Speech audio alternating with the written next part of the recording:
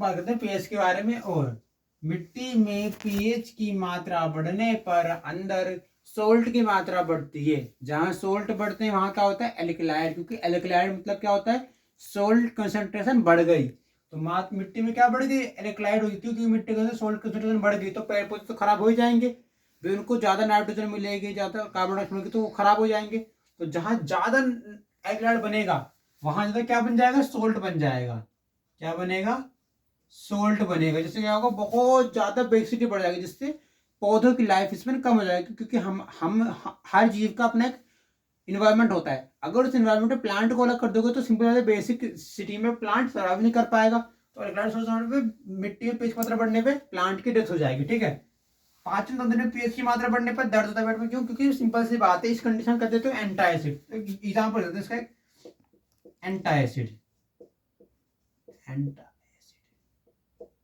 अब अगेंस्ट काम कर रही है इसकी। तो क्या हो रहा है, पाचन तंत्र में पीएच की मात्रा बढ़ने पर पेट दर्द होता है, जिसके लिए हम देते हैं एंटासिड। क्या होता है भैया, जब बहुत ज्यादा एसिड बनता है तो पेट के अंदर क्या होता है कि बहुत ज्यादा रिएक्शन हाईली रिएक्टिव बन जाती है। जिससे क्या होता है कि पेट के अंदर जल्दी काम करती है। जिससे क्या होता है कि हमारी बॉडी रिएक्ट नहीं कर पाती, इससे हमें पेट दर्द होता है, अपच की समस्या होती है, और पाचन क्रिया और कॉन्स्टिपेशन वगैरह होती है। तो इसको बचने के लिए हम एंटासिड लेते हैं। एंटासिड क्या करता है, एंटासिड के अंदर क्या होता है, मैग्नीशियम।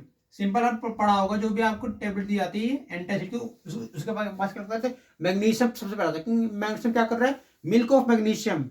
ये जो मैग्नीशियम होता है क्या करता है, ये अंदर उस एसिड की मात्रा को कम करने के लिए एक बेस क्रिएट करता है और हल्का बेस बनाता है। जो हल्का बेस क्या करता है, जो हल्का बेस धीरे धीरे धीरे करके हमारे पेट की क्या करता है, कम करता है, जिससे हम हाइड्रोजन नंबर। तो हम क्या कर रहे हैं, नॉर्मल भाषा में बताता हूँ कि अगर पाचन तंत्र में तुम्हारा पेट दर्द हो रहा है तो क्या हो रहा है, तुम्हारे अंदर एसिड बन चुका है। तो एसिड को खत्म करने के लिए क्या काम आएगा, एंटी एसिड बेस। बेस काटेगा एसिड को और पेट नॉर्मल हो जाएगी, जिससे हमारे पेट अच्छे से काम करेगा। और हमारी न्यूट्रल में क्या हो जाएगा, इसका पीएच मान 7 हो जाएगा। ठीक है भाई, ये है। इसके अलावा अगर मैं जठर, जठर का पेज क्या होता है 1.5 से 3.5। जठर का पेज कितना होता है 1.5 से 3.5। जठर का पेज बढ़ रहा है, ये जठर रस है जो डाइजेस्ट कर रहा है। और ये जठर पाता है एचसीएल के अंदर, HCL hydrochloric acid. Hydrochloric acid क्या होता है, बहुत हाई रिएक्टिव होता है। क्यों, क्योंकि क्या होता है कि हमारे डाइजेशन को जल्दी रिएक्ट करता है। इसलिए जो जठर का पेज 3.5 है, लाल का पेज 6.8 है। जो लाल होते हैं, लाल जो होते हैं वो बेसिक टाइप होती है, जिसके अंदर बहुत सारे एंजाइम मिल जाते हैं। लार्ज जो होती है बेसिक टाइप होती है, जो हमारे खाने को अच्छे से डाइजेस्ट करने में हेल्प करती है। इसके अलावा अग्नाशय रस का पीएच 7.5 से 8.0 होता है और आंतरिक का पीएच 7.0 होता है। ठीक है। तो हम नेक्स्ट टॉपिक तरफ जाते हैं अपने। नेक्स्ट टॉपिक इज पीएच के बाद दांतों पर। अब दांतों पे क्या प्रभाव पड़ता है, दांत बहुत कीमती होते हैं, क्योंकि दांत के पास क्या होता है, इनेमल। इनेमल क्या होता है, कैल्शियम की लेयर। तो कुछ लोग दांतों में दर्द होता है क्योंकि दांत अगर वो ध्यान रखते, क्योंकि लोग सोचते हैं दांतों का ध्यान रखना, खाओ पियो सो जाओ, दांत मत ब्रूस मत करो, कुछ दिक्कत थोड़ी है। तो आप जानते नहीं हो, जितना आप कुछ खा पी रहे हो ब्रूस नहीं कर रहे, उतना आपका बेस कम हो रहा है।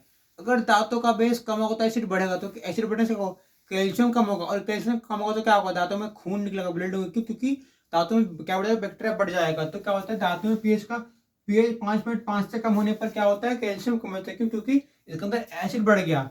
जहां एसिड बढ़ जाता है वहां पे क्या होगा, दांत धीरे धीरे खत्म होने से हो जाए, क्योंकि दांतों में साक्षण लगता है।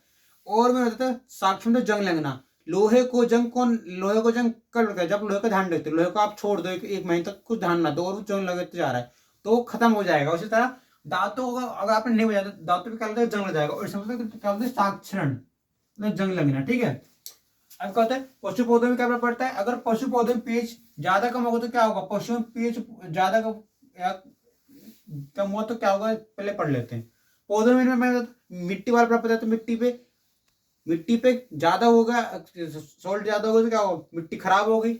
अब पशु पे क्या प्रभाव पड़ता है, मधुमक्खी का देखा क्या पाता है, एसिटिक एसिड। एसिटिक एसिड कहते हैं मोर रिएक्टिव होता है। मधुमक्खी ने हमें काटा और काटने के बाद क्या होगा, काटेगी मधुमक्खी फुंसी ले, क्योंकि ज्यादा एसिड बन गया। एसिड ज्यादा बन गया तो हम क्या लाएंगे, हम लाएंगे बेकिंग सोडा। बेकिंग सोडा मतलब सोडियम बाइकार्बोनेट। और सोडियम बाइकार्बोनेट क्या करेगा, उसे खत्म कर देगा, किसको, बेस जो है इसे खत्म करेगा, जिससे न्यूट्रलाइजेशन होगी, जिसमें एसिड का खट्टा दही बनाने में यूजफुल होता है। ठीक है।